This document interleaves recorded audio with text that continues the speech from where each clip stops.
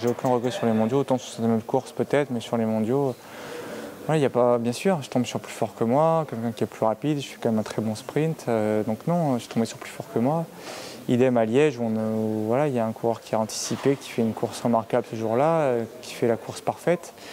Donc c'est pas des erreurs personnelles, c'est pas des victoires qu'on peut dire qui peuvent être entre guillemets vendangées, comme on pourrait dire dans des occasions que j'aurais vraiment loupées. C'est ce qui fait la beauté de notre sport aussi, c'est qu'on est 200 au départ, souvent les 200 meilleurs du monde, il n'y en a qu'un qui gagne à la fin, donc c'est tout l'enjeu. Bien sûr, il a quand même de la satisfaction parce qu'il faut arriver à stabiliser un niveau physique de très très haut niveau pour pouvoir être devant sur ces courses-là. Mais après, c'est pas toujours une question de force physique qui détermine entre la première, deuxième ou troisième place, c'est un mix entre l'expérience, aussi la réussite du jour J.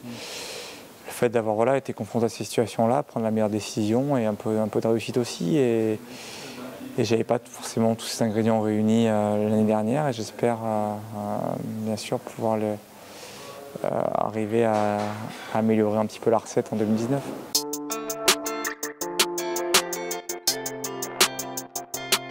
C'est de continuer à travailler un peu dans la même direction parce qu'il n'y a pas de recette miracle, on est à un niveau maintenant de professionnalisme où il n'y a pas quelque chose qu'on négligeait, qu'on va pouvoir, qui va totalement changer le résultat final. C'est plus une somme de petites choses qui va nous permettre, en poussant le curseur un peu plus loin sur certains points, bien sûr, commencer travailler un peu plus le contre-la-montre, la très haute montagne aussi, tous ces domaines-là, mais on n'a pas le temps non plus de tout faire et trouver un juste équilibre entre tout ça pour être encore un peu meilleur.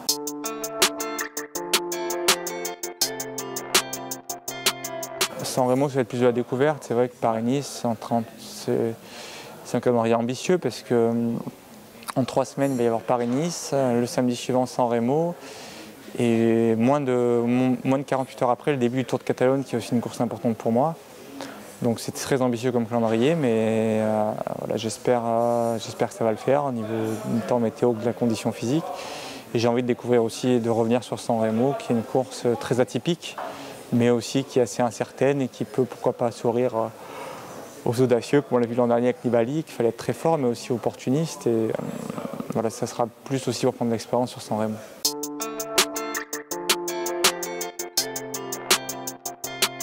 Oui, avant que les parcours soient diffusés, bien sûr, j'avais hésité parce que voilà, ça fait 6 ans ou 7 ans que je fais le Tour de France, peut-être 6 ans. Donc j'arrive dans les années aussi où je peux viser la victoire sur un grand tour et il est important de faire les meilleurs choix pour comprendre, savoir quelle orientation donner à ma carrière pour essayer de donner la pleine mesure sur les grands tours. Donc la question s'est posée, mais elle a vite été tranchée quand les parcours ont été annoncés.